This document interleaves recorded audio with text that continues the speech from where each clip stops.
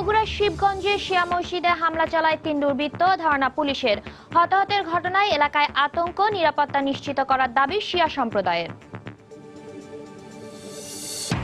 শর্ত সাপেক্ষে আসন্ন পৌর নির্বাচনে অংশ নেওয়ার সিদ্ধান্ত বিএনপির। নতুন ভোটারদের অংশ নেওয়ার স্বার্থে নির্বাচনের সময় ১৫ দিন পেছানোর দাবি। বিএনপির নির্বাচনে অংশ নেওয়ার সিদ্ধান্তকে স্বাগত জানালো আওয়ামী লীগ। শর্ত বিবেচনায় নিতে কমিশন বিএনপিকে নমনীয় হওয়ার আহ্বান পর্যবেক্ষকদের।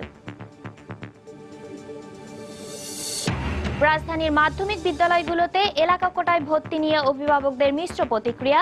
সব বিদ্যালয়ের মান উন্নয়নের পরামর্শ শিক্ষাবিদদের। হাতে লেখা পাসপোর্টের ব্যবহার বন্ধ হওয়ায় এমআরপি নিতে নিউ ইয়র্কের বাংলাদেশ কনসুলেটে প্রবাসীদের ভিড়। দ্রুততম সময় সংগ্রহের আহ্বান।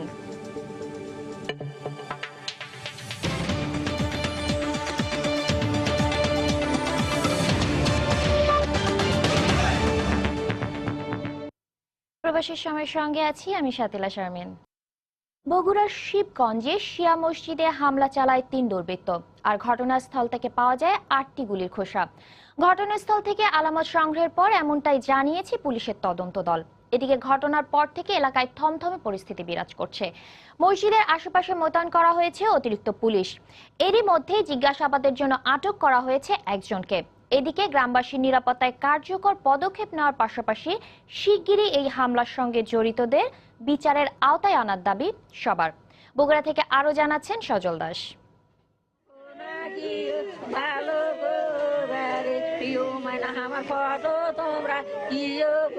এভাবেই আহাজারি করছেন বগুড়ার কিচক হরিপুর গ্রামের শিয়া মসজিদে হামলার ঘটনায় নিহত মোয়াজ্জেম হোসেনের পরিবারের সদস্যরা। শোক সন্তপ্ত পরিবারকে সান্ত্বনা দিতে নিহতের বাড়িতে ভিড় জমিয়েছেন প্রতিবেশীরা। আকস্মিক ঘটনায় হতবিহ্বল সবাই। আমরা দোকানপাট সব কোচে ঝাঁপ লাগাও, আমাকে মসজিদে গুলি করতে। এই পর্যন্ত আসে দেখি একটা বের করতেছে, লিয়ে যাচ্ছে। এই দেখি অত্র এলাকার কিছু লোক এর বিরোধিতা করছে এবং এদের আমাদের মিছিল মিটিং এ বাধা সৃষ্টি করছে। এরাই এই কাজটা করতে পারে। মসজিদে হামলার ঘটনায় আতঙ্ক বিরাজ করছে এলাকার মধ্যেও। গ্রামবাসীর নিরাপত্তায় কার্যকর পদক্ষেপ গ্রহণের পাশাপাশি শিগগিরই নৃশংস হামলাকারীদের আটক করে বিচারের আওতায় আনার দাবি গ্রামবাসীর। আমরা সরকারের কাছে এটাই আমরা আকুতি মিনতি জানাই যে আমরা তার কাছ থেকে আমরা বিচার চাই। মুসলমানদের ঐক্য বিনষ্ট করার একটা চেষ্টা, এটা তো কোনো ক্রমে ইসলামেতে লাভবান হবে না, এটা মুসলমানের কাজ হতে পারে না। এদিকে দুর্ঘটনার পর থেকেই ঘটনাস্থলে মোতায়েন করা হয়েছে অতিরিক্ত পুলিশ ও র্যাবের সদস্য। সকাল 10:30টার দিকে ঘটনাস্থলে আসে পুলিশ ব্যুরো অব ইনভেস্টিগেশন পিবিআইর সদস্যরা। পুরো ঘটনা তদন্তে কাজ শুরু করেছে তারা। আমরা জানতে পারি যে 3 জন অজ্ঞাতনামা যুবক এখানে এসে প্রবেশ করে গুলি করে নামাজরত অবস্থায়।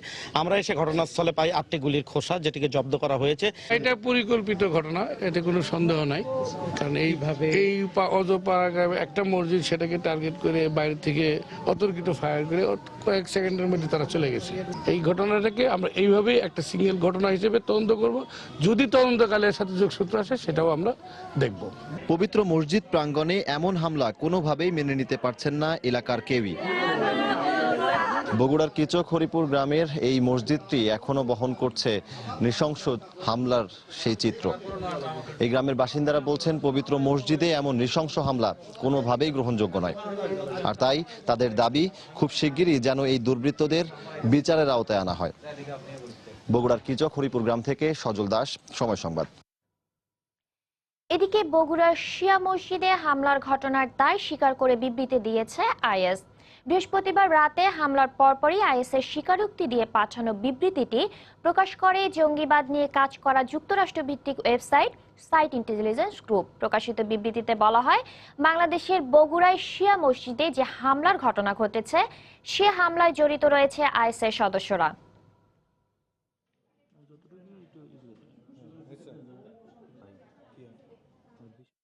শর্ত সাপেক্ষে আসন্ন পৌরসভা নির্বাচনে অংশ নেওয়ার ঘোষণা দিয়েছে বিএনপি। শুক্রবার সকালে নয়াপল্টনে দলের কেন্দ্রীয় কার্যালয়ে সংবাদ সম্মেলনে এ সিদ্ধান্ত ঘোষণা করেন দলের মুখপাত্র ও আন্তর্জাতিক বিষয় সম্পাদক আসাদুজ্জামান রিপন। নতুন ভোটারদের এই নির্বাচনে অন্তর্ভুক্ত করতে পুনঃতফসিলের মাধ্যমে নির্বাচন 15 দিন পেছানোর দাবিও জানিয়েছে দলটি।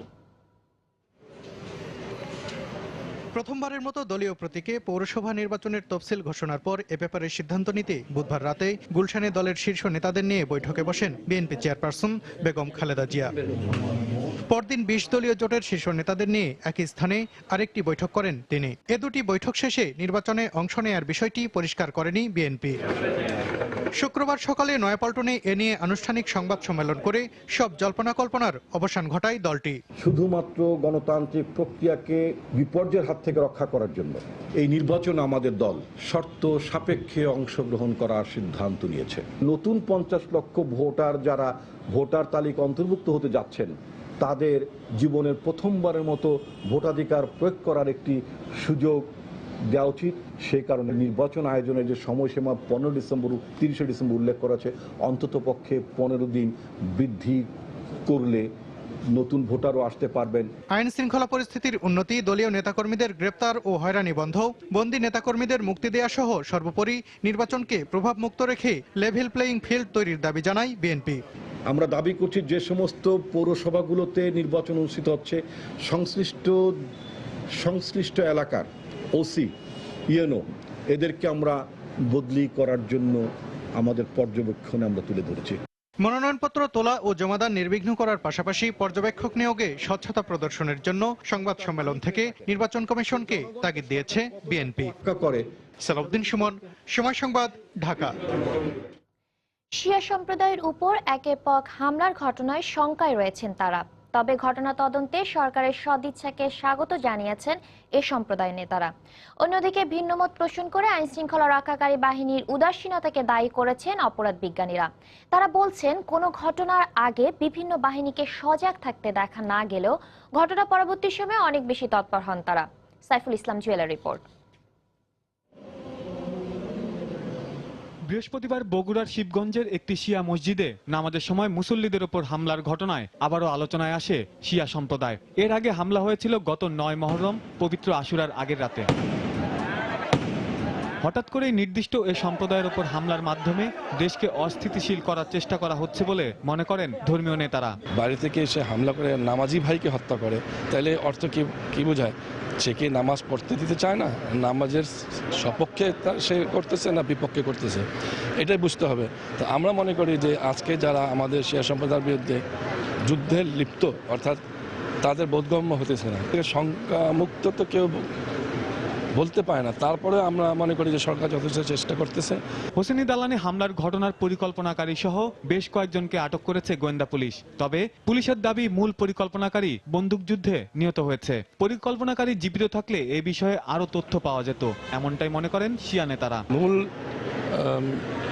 যে পরিকল্পনাকারী মারা গেছে সে যদি জীবিত থাকতো অবশ্যই জানতে পারতাম যে কারা এই ঘটনা ঘটিয়েছে, কারা করতেছে, আরও কারা কারা জড়িত আছে, ভবিষ্যতে তারা এই ঘটনা ঘটাবে কিনা, সারা বাংলাদেশে তাদের নেটওয়ার্ক কি, সব আমরা জানতে পারতাম। হয়তো এখন সে মারা গেছে, এখন তো আর জানার প্রশ্ন আসতেছে না। এক্ষেত্রে আইন শৃঙ্খলা রক্ষাকারী বাহিনীকে আরো সজাগ হওয়ার পরামর্শ অপরাধ বিজ্ঞানীদের। যখন একজন মূল পরিকল্পনাকারী বন্দুকযুদ্ধে মারা যায়, তখন কিন্তু আমরা বুঝতে পারি যে আসল ব্যক্তি কিংবা আসল ব্যক্তিবর্গকে আড়াল করার জন্য এটা করা হচ্ছে। বন্দুকযুদ্ধ কিংবা ক্রস ফায়ার কিংবা এক্সট্রা জুডিশিয়াল কিলিং যেগুলো করা হয়, মানে ঘটনা সবই একই গল্প। এবং এই সন্ত্রাসী কিন্তু আপনার পুলিশের হেফাজতে ছিল কিংবা র্যাবের হেফাজতে ছিল। হ্যাঁ, সুতরাং এটা কোনো সমাধান না। এদিকে বগুড়ায় শিয়াদের ওপর হামলার পর রাজধানীর হোসেনি দালান এলাকায়ও নিরাপত্তা জোরদার করেছে পুলিশ। সাইফুল ইসলাম জুয়েল, সময় সংবাদ, ঢাকা। স্থানীয় সরকার নির্বাচনে বিএনপির অংশ নেওয়ার সিদ্ধান্তকে স্বাগত জানিয়েছে আওয়ামী লীগ। দলটির নেতারা বলছেন, পৌরসভা নির্বাচনে বিএনপির অংশ নেওয়ার সিদ্ধান্ত প্রমাণ করে বর্তমান সরকারের আমলে সুষ্ঠু নির্বাচন সম্ভব। বিচ্ছিন্ন সন্ত্রাসী ঘটনা ঘটিয়ে দেশকে অস্থিতিশীল করতে চাইলে তাদের দমনে সরকার জিরো টলারেন্স দেখাবে বলেও হুঁশিয়ারি দিয়েছেন তারা। শুক্রবার সকালে বিভিন্ন অনুষ্ঠানে আওয়ামী লীগ নেতারা এই বক্তব্য রাখেন। শুক্রবার সকালে শিল্পকলা একাডেমিতে আয়োজিত এক আলোচনা সভায় আওয়ামী লীগ নেতারা বলেন, তাজিয়া মিছিল আর শিয়া মসজিদে হামলার ঘটনা একই সূত্রে গাঁথা। পৌরসভা নির্বাচনে বিএনপির অংশগ্রহণের সিদ্ধান্তকে ইতিবাচক মন্তব্য করে তারা মাঝপথে নির্বাচন থেকে বিএনপিকে সরে না যেতে অনুরোধ করেন। মাঝপথে আবার নির্বাচনের লড়াই থেকে পালিয়ে যাবেন না, এই মানসিকতা পালিয়ে যাবেন, সেই মানসিকতা নির্বাচনে অংশগ্রহণ করবেন না। বগুড়া শিয়া মসজিদে হামলা হয়েছে, এর আগে বিদেশি নাগরিকদের হত্যা করার ঘটনা, তাজিয়া মিছিলে হামলা, পুলিশের উপর হামলা, এগুলো কিন্তু বিচ্ছিন্ন ঘটনা নয়। সরকার জঙ্গি দমনে, সন্ত্রাসীদের দমনে জিরো টলারেন্স, কোনো রকম ছাড় দেওয়া হবে না। আশা করব এইভাবে নির্বাচনে অংশগ্রহণ করার মধ্য দিয়ে তারা বোমারু রাজনীতির হাত থেকে নিজেদের রাজনীতিকে বের করে আনবে। এদিকে শহীদ ডাক্তার মিলন দিবস উপলক্ষে ঢাকা মেডিকেলে আলোচনা সভার আয়োজন করে বাংলাদেশ মেডিকেল অ্যাসোসিয়েশন। অনুষ্ঠান শেষে সময় সংবাদের সঙ্গে আলাপকালে আওয়ামী লীগের সভাপতি মণ্ডলীর সদস্য ও স্বাস্থ্যমন্ত্রী মোহাম্মদ নাসিম বলেন, বিএনপির পৌরসভা নির্বাচন পেছানোর দাবি নির্বাচন কমিশনের এখতিয়ারভুক্ত। বিএনপির ধারা থেকে ছড়ে যে জ্বালাপোড়া রাজনীতি করে দিয়ে ক্ষতিগ্রস্ত হয়েছে। বিএনপি থাকা উচিত। নির্বাচন কমিশনের কাছে যে কোনো বিষয়ে কেউ আলোচনা করতে পারে, নির্বাচন কমিশন এভাবে সিদ্ধান্ত নেবে, ব্যাপারে তো আমার কিছু বলার নেই। একটি বিশেষ মহল বাংলাদেশকে নিয়ে চক্রান্তে লিপ্ত হয়েছে এমন দাবি করে স্বাস্থ্যমন্ত্রী অনুষ্ঠানে সকল অশুভ শক্তির বিরুদ্ধে ঐক্যবদ্ধ হতে জনগণের প্রতি আহ্বান জানান। তাহসিনা জেসি, সময় সংবাদ, ঢাকা। আসন্ন পৌরসভা নির্বাচনে বিএনপির অংশ নেওয়ার সিদ্ধান্তকে স্বাগত জানিয়েছেন নির্বাচন পর্যবেক্ষক সংস্থা ব্রতির প্রধান নির্বাহী শারমিন মুর্শিদ। নির্বাচনে অংশ নেওয়ার বিষয় ঘোষণার পর শুক্রবার দুপুরে তাৎক্ষণিক প্রতিক্রিয়ায় সময় সংবাদকে কথা বলেন তিনি। এ সময় তিনি শর্ত বিবেচনায় নিতে নির্বাচন কমিশন ও বিএনপিকে ইতিবাচক মনোভাব দেখানোর আহ্বান জানান। বিএনপির এই সিদ্ধান্তটাকে স্বাগত জানানো উচিত। নির্বাচন কমিশনের মানসিকতা হওয়া উচিত যে একটি বড় বিরোধী দল তাদের শর্তের যৌক্তিকতাটা বিবেচনায় নিয়ে দেখা যে এটাকে কোনোভাবে স্পেস দেওয়া যায় কিনা। আমি মনে করি যে বিরোধী দলকেও ভাবতে হবে যে কোনো কারণে যুক্তিসঙ্গতভাবেই যদি এটা নির্বাচন কমিশন না অল্টার করতে পারে, না পিছতে পারে, তাহলেও যেন তারা অংশগ্রহণ করে, এই মানসিকতাটা যেন তাদের ভেতরে থাকে। পৌরসভা নির্বাচনকে ঘিরে এরই মধ্যে শুরু হয়ে গেছে সম্ভাব্য মেয়র কাউন্সিলর প্রার্থীদের প্রস্তুতি। জনগণের জন্য কাজ করার প্রতিশ্রুতি দিয়ে তারা আশা করছেন দলের মনোনয়ন পাবেন। আর সাধারণ মানুষ বলছেন, দলীয় প্রতীকে বা নির্দলীয় যেভাবেই নির্বাচন হোক না কেন তাদের পছন্দের প্রার্থীকে ভোট দেবেন। সাভার ঘুরে এসে আরো জানাচ্ছেন তাফসির বাবু। ভোটের এখনো প্রায় এক মাস বাকি থাকলেও নির্বাচনী হাওয়া বইতে শুরু করেছে পৌর এলাকাগুলোতে। দলীয় সমর্থন নিশ্চিত না হলেও ভোটারদের কাছে ছুটতে শুরু করেছেন সম্ভাব্য মেয়র প্রার্থীরা। নির্বাচনী মাঠে তৎপরতা দেখিয়ে আশা করছেন দলের সমর্থন শেষ পর্যন্ত আসবে তারই পক্ষে। আমি উপজেলা চেয়ারম্যান ছিলাম, পৌরসভার চেয়ারম্যান ছিলাম, এমপি ছিলাম, ইউনিয়ন পরিষদের চেয়ারম্যানও ছিলাম। এই সমস্ত দিক বিশ্লেষণ করলে হয়তো আমাকে বাদ দিয়ে আর কাউকে দেবে আমার মনে হয় না। এখানে কিন্তু সব দলের, মতের, ধর্মের, বর্ণের মানুষের সেবা দিতে হবে যে লোকটা বসবে। এখানে একজন রাজনৈতিক দলের লোক যদি বসে যায়, সে যদি দলীয়করণ করে ফেলে, তাহলে কিন্তু মানুষের আশা আকাঙ্ক্ষার প্রতিফলন ঘটবে না।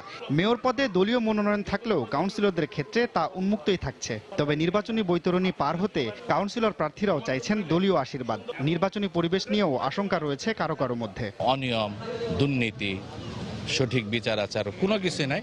আমি মোটামুটি আমার অক্লান্ত পরিশ্রম করে টোটাল সমাজ ব্যবস্থাটা আমি পরিবর্তন করার চিন্তা ভাবনা করছি। তৃণমূল পর্যায়ের বিভিন্ন নেতাগণের বিরুদ্ধে হাজার হাজার মামলা দিয়ে তাদেরকে ঘর বাড়ি ছাড়া করা হয়েছে। আমরা নিজেরা বাড়িতে ঘুমাইতে পারি না। অতএব এই পরিবেশে আমরা নির্বাচন করাটা আমরা করতে পারবো কিনা এটা সময়ের ব্যাপার। ভোটাররা বলছেন নির্বাচনে দলের প্রভাব থাকলেও চূড়ান্ত বিচারে যোগ্য প্রার্থী দেখেই ভোট দেবেন তারা। দলের আর অদলের নাই, মনে করেন আমাদের যে ন্যায্য আমরা তারই ভোট দেব। পুলিশ, র্যাব ওরা যদি ঘাট ভালোভাবে দেয় তাহলে যে জায়গা ভোট দেবে ওই জায়গা তো কোনো সমস্যা হবে না। সুন্দর সুষ্ঠুভাবে যে মহল্লা পরিচালনা করতে পারবে তাকে আমাদের দরকার। যে দলেরই হোক, যোগ্যতাটা হলো মেন জিনিস। এবছর 234টি পৌরসভায় মেয়র ও কাউন্সিলর পদে নির্বাচন হচ্ছে। তফসিল অনুযায়ী ভোট হবে 30 ডিসেম্বর। তাফসির বাবু, সময় সংবাদ, সাভার, ঢাকা। প্রবাসের সময় আরো থাকছে, চট্টগ্রামের আগ্রাবাদ এলাকায় বস্তিতে ভয়াবহ আগুন, একজনের মৃত্যু, পুড়ে গেছে বসতঘর সহ বিভিন্ন কারখানার বেশ কিছু দোকানপাট।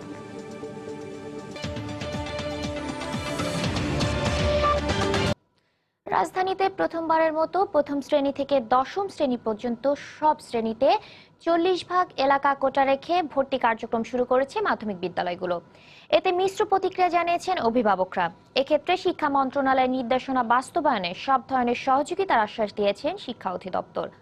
তবে এমন সিদ্ধান্তকে স্বাগত জানালেও সব বিদ্যালয়ের মান উন্নয়নের উপরই জোর দিলেন শিক্ষাবিদরা। বিস্তারিত মুজাহিদ শুভর রিপোর্টে। ভর্তি ফর্ম বিতরণের মাধ্যমে রাজধানীর মাধ্যমিক বিদ্যালয়গুলোতে শুরু হয়েছে ভর্তি কার্যক্রম। আগামী বছর থেকে প্রতিটি শ্রেণীর মোট আসনের 40 ভাগ বিদ্যালয় সংলগ্ন শিক্ষার্থীদের জন্য বরাদ্দ করার সিদ্ধান্তে মিশ্র অভিমত দিয়েছেন অভিভাবকরা। আমরা যে এলাকায় থাকি দেখা যাচ্ছে যে আমাদের এলাকায় ভালো কোনো স্কুল নাই। সিদ্ধান্তটা ভালো। এলাকার স্টুডেন্টরা যদি এলাকায় পড়ে তাহলে যানজটটা কমবে এবং স্টুডেন্টের জন্য রিস্কটা কমবে। মহল্লা থেকে বাচ্চাদের নেওয়ার ব্যাপারে যে কোটা সিস্টেম, সেটা এখনো আইনগতভাবে কোনো পরিষ্কার কোনো ধারণা আমাদের কাছে আসে নাই। তবে শিক্ষা মন্ত্রণালয়ের নির্দেশনা মেনেই ভর্তির ক্ষেত্রে সব ধরনের প্রস্তুতি নেওয়া হচ্ছে বলে জানালেন স্কুল প্রধানরা। সরকারি নির্দেশনা আমরা পেয়েছি, ফর্ম বিতরণ শুরু হয়েছে। আমাদের আগামী 30 তারিখে পরিচালনা পর্ষদের সভা আছে, সেই সভায় সিদ্ধান্ত গ্রহণ করা হবে। এমন সিদ্ধান্ত বাস্তবায়নের শুরুতেই উন্নত বিশ্বের মতো সব অঞ্চলের বিদ্যালয়ের মানের মধ্যে সমতা আনয়নের দিকে জোর দিলেন শিক্ষাবিদরা। এই উদ্যোগটা ভালো, কিন্তু বাস্তবায়নের কতগুলি সমস্যা আমি দেখতে পাচ্ছি। প্রথম হচ্ছে, সব স্কুল যেহেতু মানসম্পন্ন নয়, একই মানের স্কুল নয়, কোনো কোনো স্কুলের চরম দুর্দশা। দ্বিতীয় সমস্যা হচ্ছে এলাকা নির্ধারণ। এদিকে এগুলো একটা সুবিধা হবে, একটা চাপ বাড়বে প্রত্যেকটা স্কুলকে মানসম্পন্ন করার জন্য। সীমানা নির্ধারণ সংক্রান্ত সমস্যা সমাধানের সব দিক বিবেচনায় রেখে ভর্তির ক্ষেত্রে সরকারি ও বেসরকারি বিদ্যালয়গুলোকে সহযোগিতা করা হচ্ছে বলে দাবি শিক্ষা অধিদপ্তরের। সরকারি স্কুলদের জন্য সীমানা নির্ধারণ করছি আমরা যে থানা ভিত্তিক হবে, যেহেতু স্কুলের সংখ্যা কম, আর বেসরকারি স্কুলের সংখ্যা যেহেতু বেশি, তারা ওয়ার্ড ভিত্তিক যাতে সীমানা নির্ধারণ করে সেভাবে আমরা বলে দিয়েছি। নতুন এই উদ্যোগ মানসম্পন্ন স্কুলগুলোকে সুনাম ধরে রাখার পাশাপাশি পিছিয়ে পড়া স্কুলগুলোকে মান উন্নয়নে উদ্যোগী করবে বলে অভিমত স্কুল প্রধান সহ শিক্ষাবিদদের। মুজাহিদ শুভ, সময় সংবাদ, ঢাকা। এবার খুলনায় খ্রিস্টান সম্প্রদায়ের 2 ধর্মযাজককে হত্যার হুমকি দিয়েছে অজ্ঞাত এক দুর্বৃত্ত। শুক্রবার দুপুরে মুঠোফোনে এ হত্যার হুমকি দেওয়া হয়। এ ঘটনায় সোনাডাঙ্গা থানায় একটি সাধারণ ডায়েরি করা হয়েছে। পুলিশ জানায় দুপুর 1:11 অপরিচিত একটি মোবাইল ফোন নম্বর থেকে সুমন নামে এক ব্যক্তিকে নিজেকে জেএমবির কমান্ডার পরিচয় দিয়ে খ্রিস্টানদের একটি ধর্মীয় সংগঠনের ভারপ্রাপ্ত সচিব টমাস জয় সরকার ও খুলনা বিভাগীয় ক্যাথলিক চার্চের প্রধান বিশপ রমেশ বৈরাগীকে প্রাণনাশের হুমকি দেয়। এ সময় খুলনা বিশ্ববিদ্যালয় সমাবর্তন অনুষ্ঠানে বাইবেল পাঠের কথা উল্লেখ করে 72 ঘন্টার মধ্যে তাদের পদ পদবি ছেড়ে দিতে বলা হয়। অন্যথায় তাদের দুজনকেই হত্যা করা হবে বলে হুমকি দেয় সে। এ ঘটনার পর আতঙ্কিত হয়ে পড়েছেন সোনাডাঙ্গার ব্যাপটিস্ট গির্জার ধর্মযাজকরা। তবে বিষয়টি পুলিশ ও র্যাবকে জানানো হলে তৎক্ষণাৎ তাদের বাসভবন এলাকায় নিরাপত্তা ব্যবস্থা জোরদার করা হয়।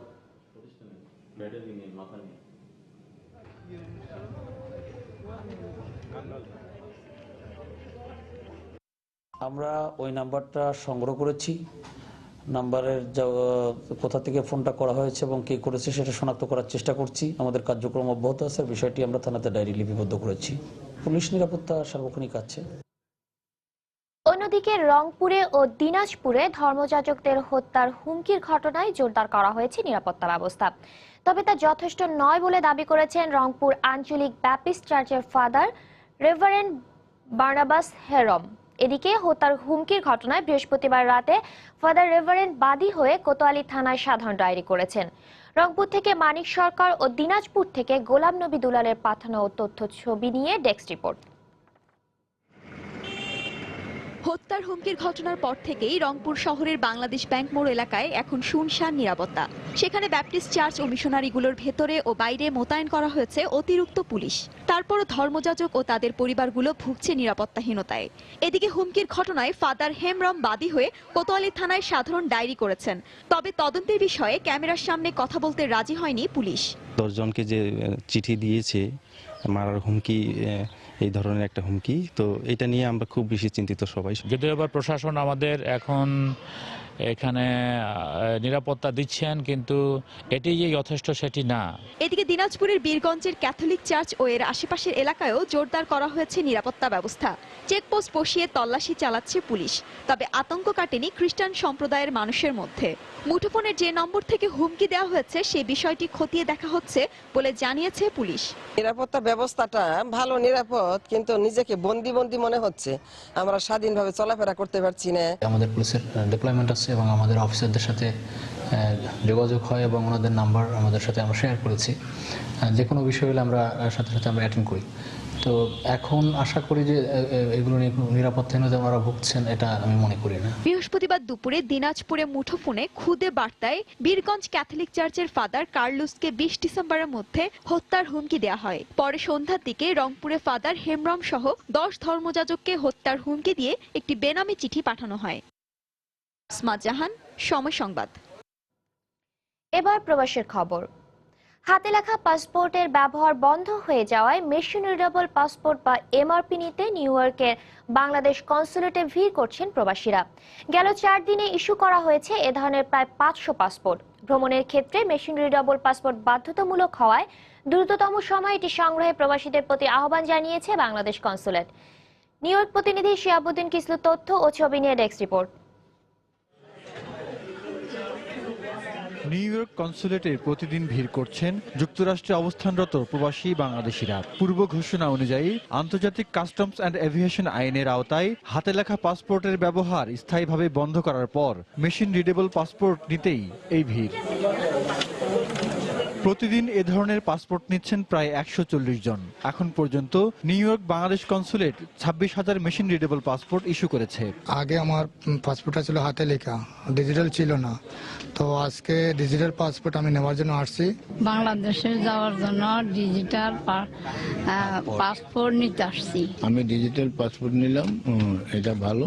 New York, New Jersey, Connecticut, Massachusetts, Rhode Island, Vermont, New Hampshire ও মেইন এই 8 রাজ্যের প্রায় 8 লাখ প্রবাসী বাংলাদেশের মধ্যে প্রায় 40% কাছে রয়েছে বাংলাদেশি পাসপোর্ট। এদের মধ্যে মেশিন রিডেবল পাসপোর্ট নেই প্রায় 70,000 প্রবাসীর। এই বিপুল সংখ্যক প্রবাসীকে যত তাড়াতাড়ি সম্ভব এমআরপি দেওয়ার জন্য সব ধরনের প্রস্তুতি নেওয়ার কথা জানায় বাংলাদেশ কনসুলেট। লজিস্টিক্স ওয়াইজ আমরা একটু ভালো অবস্থানে আছি। আমাদের 6টি এমআরপি ওয়ার্ক স্টেশন আছে, যার মধ্যে 2টো মোবাইল ইউনিট আছে এবং 2টো মোবাইল ইউনিটের মাধ্যমে আমরা আমাদের যে 8টি স্টেটের যে দূর দূরান্ত যে শহরগুলো আছে, দূরে আউটলাইন সিটিজগুলো, সেখানে আমাদের টিম যায়, মোবাইল টিম, এবং আমরা পোর্টেবল মোবাইল ইউনিট আমরা সেখানে ব্যবহার করি। ভ্রমণের ক্ষেত্রে এমআরপি বাধ্যতামূলক হওয়ায় সময় নষ্ট না করে দ্রুত সময়ে এই পাসপোর্ট সংগ্রহের পরামর্শ দেন কনসাল জেনারেল। সময় সংবাদ, নিউ ইয়র্ক, যুক্তরাষ্ট্র। ভারতের অংশে সুন্দরবন অঞ্চলকে পৃথক জেলা করার পরিকল্পনার কথা জানালেন পশ্চিমবঙ্গের মুখ্যমন্ত্রী মমতা ব্যানার্জি। শুক্রবার উত্তর 24 পরগনা জেলার বসিরহাট মহকুমার সন্দেশখালীতে সরকারি এক অনুষ্ঠানে এ ঘোষণা দেন মমতা। প্রশাসনিক কাজে গতি আনতে এই সিদ্ধান্ত বলে জানান তিনি।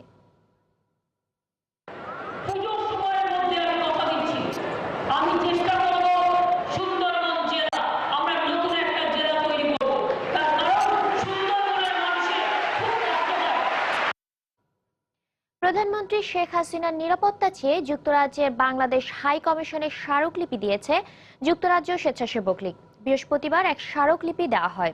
এতে উল্লেখ করা হয়, প্রধানমন্ত্রী রেলারেন্স সফরের সময় তার সঙ্গে ইউরোপের বিভিন্ন দেশ থেকে আসা আওয়ামী লীগের নেতাকর্মীদের সাক্ষাতের সময় সিলেট প্রবাসী এক যুবদল নেতাকে প্রধানমন্ত্রীর পাশে দাঁড়িয়ে থাকতে দেখা যায়। ওই যুবক অস্ত্র মামলার আসামি বলেও দাবি করা হয় স্মারকলিপিতে। সংগঠনের সভাপতি সায়েদ আহাদ সাদ ও সাধারণ সম্পাদক সানুমিয়ার নেতৃত্বে এ সময় উপস্থিত ছিলেন যুক্তরাজ্য মহানগর স্বেচ্ছাসেবক লীগের বিজ্ঞান ও প্রযুক্তি বিষয়ক সম্পাদক ইঞ্জিনিয়ার সুশান্ত দাশগুপ্ত, জয়নাল উদ্দিন, আহবাব মিয়া ও মাহবুব আহমেদ সহ আরো অনেকে। ঢাকায় আইডিবির স্থায়ী কার্যালয় পরিচালনায় অর্থমন্ত্রী আবুল মাল আব্দুল মুহিত ও আইডিবির চেয়ারম্যান ডক্টর আহমেদ মোহাম্মদ আলী আল মাদানির মধ্যে চুক্তি স্বাক্ষরিত হয়েছে। শুক্রবার জেদ্দার স্থানীয় একটি হোটেলে এই চুক্তি স্বাক্ষরিত হয়। এ সময় আরও উপস্থিত ছিলেন সৌদি আরবে নিযুক্ত বাংলাদেশের রাষ্ট্রদূত গোলাম মসি ও জেদ্দা কনসুলেটর consul general AKM Shahidul Karim. এছাড়াও চুক্তি স্বাক্ষর অনুষ্ঠানে আরও উপস্থিত ছিলেন মিশন উপপ্রধান মোহাম্মদ নজরুল ইসলাম, ইকোনমিক কাউন্সিলর আব্দুল আহসান, অর্থনৈতিক সম্পর্ক বিভাগের অতিরিক্ত সচিব মোহাম্মদ সেলিম রেজা, উপসচিব Hasan Khaled Faisal, FBCCI vice president Mahbubul Alam সহ আরো অনেকে। অর্থমন্ত্রী বলেন, এই চুক্তির ফলে ঢাকায় অবস্থিত IDBর কান্ট্রি গেটওয়েটি এখন থেকে স্থায়ী কার্যালয়ে রূপান্তরিত হবে। ব্রিটেনের বাংলাদেশি প্রতিষ্ঠান এয়ার এক্সপ্রেস ট্রাভেল অ্যান্ড ট্যুরসকে বিশেষ পার্টনার হিসেবে গ্রহণ করেছে অস্কার খ্যাত ব্রিটিশ কারি অ্যাওয়ার্ড। পূর্ব লন্ডনের এক হোটেলে আয়োজিত এই সংবাদ সম্মেলনে ঘোষণা দেন ব্রিটিশ ক্যারি ওয়ার্ল্ডের প্রতিষ্ঠাতা এনাম আলী MEB। এ সময় উপস্থিত ছিলেন এয়ার এক্সপ্রেসের ব্যবস্থাপনা পরিচালক মুজিরুল হক সুমন, বিমান বাংলাদেশ এয়ারলাইন্সের যুক্তরাজ্যের কান্ট্রি ম্যানেজার মোহাম্মদ রফিকুল ইসলাম। এখন থেকে কারি অ্যাওয়ার্ড সংশ্লিষ্ট ট্রাভেল সার্ভিসের প্রচারণায় এবং আন্তর্জাতিক ভ্রমণে অফিসিয়াল পার্টনারশিপে থাকবে এয়ার এক্সপ্রেস।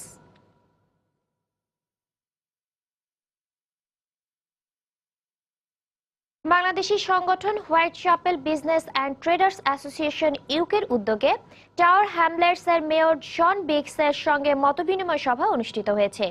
সংগঠনের সভাপতি মোহাম্মদ কাউসার হোসেনের সভাপতিত্বে ও সাধারণ সম্পাদক MA হান্নানের পরিচালনায় সভায় বক্তব্য রাখেন deputy mayor councillor Sirajul Islam.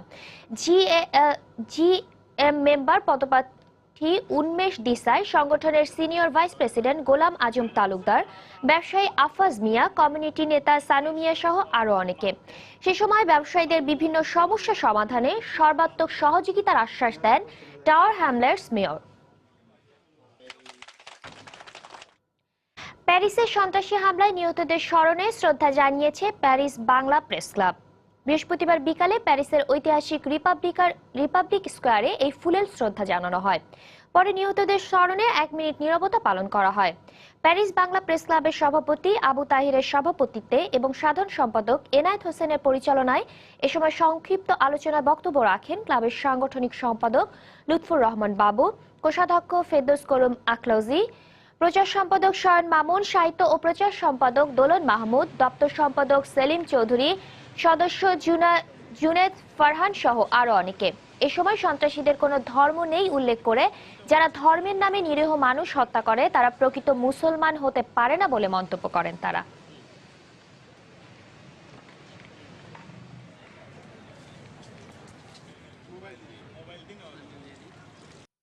Nursing কলেজে ভর্তি পরীক্ষায় অংশ নেওয়ার সময় 22 জন ভুয়া পরীক্ষার্থীকে আটক করেছে ভ্রাম্যমাণ আদালত। তাদের 7 দিন করে কারাদণ্ড দেওয়া হয়েছে। শুক্রবার দুপুরে ইডেন কলেজ এবং ঢাকা মেডিকেল কলেজ পরীক্ষা কেন্দ্র থেকে এই 22 জন ভুয়া পরীক্ষার্থীকে আটক করে পুলিশ। ভ্রাম্যমাণ আদালতে নির্বাহী ম্যাজিস্ট্রেটদের নেতৃত্বে আটককৃতদের জিজ্ঞাসাবাদ করে অন্যের হয়ে পরীক্ষা দেওয়ার বিষয়টি নিশ্চিত হওয়ার পর তাদের কারাদণ্ড দেন আদালত। পরে তাদের ঢাকা কেন্দ্রীয় কারাগারে নেওয়া হয়। আটককৃতদের মধ্যে একজন নারীও রয়েছেন। তারা সবাই ঢাকা বিশ্ববিদ্যালয়, বুয়েট সহ কয়েকটি পাবলিক বিশ্ববিদ্যালয় শিক্ষার্থী বলে জানিয়েছেন নির্বাহী ম্যাজিস্ট্রেট।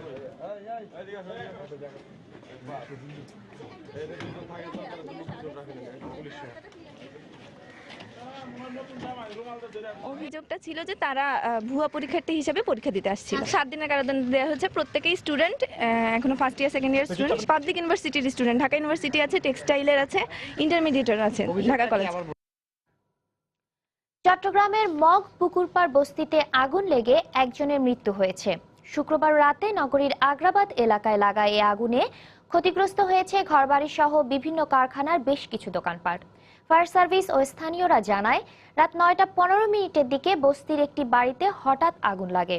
মুহূর্তে আগুনের শিখা চারিদিকে ছড়িয়ে পড়লে আতঙ্কিত হয়ে পড়েন আশপাশের এলাকার মানুষ। এ সময় স্থানীয়রা পানি ঢেলে আগুন নিয়ন্ত্রণের চেষ্টা করে। খবর পেয়ে ফায়ার সার্ভিসের 3টি ইউনিটের 2 ঘন্টার চেষ্টায় আগুন নিয়ন্ত্রণে আসে। ততক্ষণে পুড়ে যায় বসতঘর ও কারখানার গুরুত্বপূর্ণ জিনিসপত্র। পুলিশের ধারণা, এ সময় একটি ওয়ার্কশপের ভেতরে আটকা পড়ে এক শ্রমিকের মৃত্যু হয়। এদিকে কারখানার গ্যাস সিলিন্ডার বিস্ফোরণের আগুনের সূত্রপাত বলে প্রাথমিকভাবে ধারণা করছে ফায়ার সার্ভিস।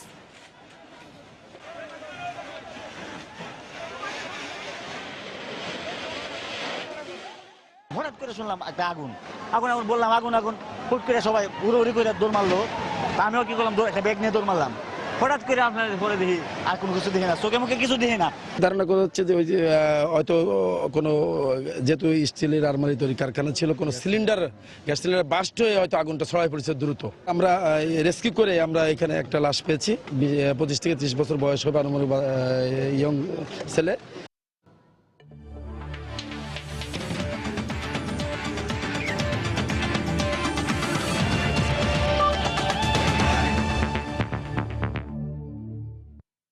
এবার খেলার খবর। বাংলাদেশ প্রিমিয়ার লিগ বিপিএল প্রসঙ্গ। এবারের আসরে দ্বাদশ ম্যাচে সিলেট সুপারস্টার্সকে 34 রানে হারিয়ে পয়েন্ট টেবিলের 3 নম্বরে উঠে এসেছে ঢাকা ডায়নামাইটস। টস জিতে প্রথমে ব্যাট করতে নেমে সাঙ্গাকারার 75 রানের দুর্দান্ত ইনিংসের সুবাদে 6 উইকেটে 166 রানের চ্যালেঞ্জিং স্কোর করে ঢাকা। জবাবে ব্যাট করতে নেমে মোশাররফ রুবেলের আগুন ঝরানো বোলিংয়ে 1 বল বাকি থাকতে 132 রানে থামে সুপারস্টার্সের ইনিংস। ম্যাচ সেরা হয়েছেন কুমার সাঙ্গাকারা। টস জিতে আগে ব্যাট করতে নেমে 33 রানেই 2 ওপেনারকে হারায় ঢাকা। তবে কুমার সাঙ্গাকারার 75, নাসির হোসেনের 33 ও সাদমানের 15 রানে 6 উইকেট হারিয়ে 166 রান করে ঢাকা ডায়নামাইটস। সিলেটের হয়ে 2 উইকেট নেন মোহাম্মদ শহীদ। জবাবে ব্যাট করতে নেমে সিলেটের শুরুটা খুব একটা ভালো হয়নি। 80 রানেই প্রথম সারির 5 ব্যাটসম্যানকে হারিয়ে বিপর্যয়ে পড়ে মুশফিকের দল। নুরুল হোসেন 35, অধিনায়ক মুশফিকের 23 রান ছাড়া বলার মতো স্কোর করতে পারেনি কোনো ব্যাটসম্যান। মাত্র 132 রানেই গুটিয়ে যায় সিলেট। ফলে 34 রানের হার নিয়ে মাঠ ছাড়তে হয় মুশফিকের দলকে। এদিকে রংপুর রাইডার্সকে হারিয়ে পয়েন্ট টেবিলের শীর্ষে উঠে এলো কুমিল্লা ভিক্টোরিয়ান্স। দিনের প্রথম ম্যাচে কুমিল্লা 9 উইকেটে হারিয়েছে রংপুরকে। মিরপুরে টস হেরে কুলাসেকার প্রেস আগ্রাসনে মাত্র 82 রানে গুটিয়ে যায় সাকিববিহীন রংপুর। জবাবে 49 বল হাতে রেখে 1 উইকেট হারিয়ে জয়ের বন্দরে পৌঁছে যায় কুমিল্লা। গেল ম্যাচে আম্পায়ারের সঙ্গে বাজে আচরণের কারণে 1 ম্যাচ নিষিদ্ধ হন রংপুরের আইকন সাকিব। তার পরিবর্তে এ ম্যাচে সুযোগ পান অলরাউন্ডার আবু সায়েদ। টস হেরে ব্যাট করতে নামা সাবধানী রাইডার্সের ব্যাটিং লাইন আপে প্রথম আঘাত হানেন কুলাসেকারা। দলীয় 9 রানে উদ্বোধনী ব্যাটসম্যান সৌম্যকে সাজঘরে পথ দেখান এই লঙ্কান পেসার। এরপরই শুরু হয় উইকেট পতনের মিছিল। ব্যাটসম্যানদের যাওয়া আসার মাঝে এক প্রান্ত আগলে রেখে দলের পক্ষে সর্বোচ্চ 28 রান করেন মোহাম্মদ মিথুন। শেষের দিকে সাকলাইন সজীবের 11 রানের উপর ভর করে 82 রানের সংগ্রহ পায় রাইডার্স।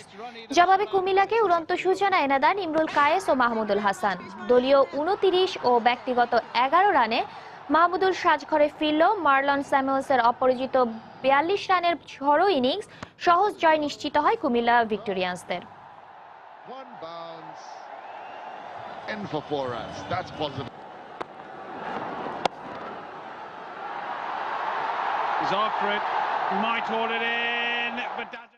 প্রবাসের সময় এ পর্যায়ে শীর্ষ সংবাদ জানিয়ে দিচ্ছি আরেকবার। বগুড়ার শিবগঞ্জে শিয়া মসজিদে হামলা চালায় 3 দুর্বৃত্ত, ধারণা পুলিশের। হতাহতের ঘটনায় এলাকায় আতঙ্ক, নিরাপত্তা নিশ্চিত করার দাবি শিয়া সম্প্রদায়ের। শর্ত সাপেক্ষে আসন্ন পৌর নির্বাচনে অংশ নেওয়ার সিদ্ধান্ত বিএনপির। নতুন ভোটারদের অংশ নেওয়ার স্বার্থে নির্বাচনের সময় 15 দিন পেছনের দাবি। বিএনপির নির্বাচনে অংশ নেওয়ার সিদ্ধান্তকে স্বাগত জানালো আওয়ামী লীগ। শর্ত বিবেচনায় নিতে কমিশন ও বিএনপিকে নমনীয় হওয়ার আহ্বান পর্যবেক্ষকদের। রাজধানীর মাধ্যমিক বিদ্যালয়গুলোতে এলাকা কোটায় ভর্তি নিয়ে অভিভাবকদের মিশ্র প্রতিক্রিয়া। সব বিদ্যালয়ে মান উন্নয়নের পরামর্শ শিক্ষাবিদদের। এবং হাতে লেখা পাসপোর্টের ব্যবহার বন্ধ হওয়ায় এমআরপি নিতে নিউ ইয়র্কের বাংলাদেশ কনসুলেটে প্রবাসীদের ভিড়। দ্রুততম সময় সংগ্রহের আহ্বান। এই ছিল প্রবাসীর সময়। যে কোনো খবর পেতে ভিজিট করুন সময়নিউজ.tv। যে কোনো বাংলা লিংক রবি সিটিসেল নম্বর থেকে সময় সংবাদের খবর অনুষ্ঠান সম্পর্কে জানতে এবং যে কোনো তথ্য সময় সংবাদকে জানাতে ডায়াল করুন 16242 নম্বরে। এছাড়া এই মাত্র পাওয়া খবর মোবাইলে পেতে SMS করুন *SN লিখে পাঠিয়ে দিন 16242 নম্বরে। সঙ্গে থাকুন সময়।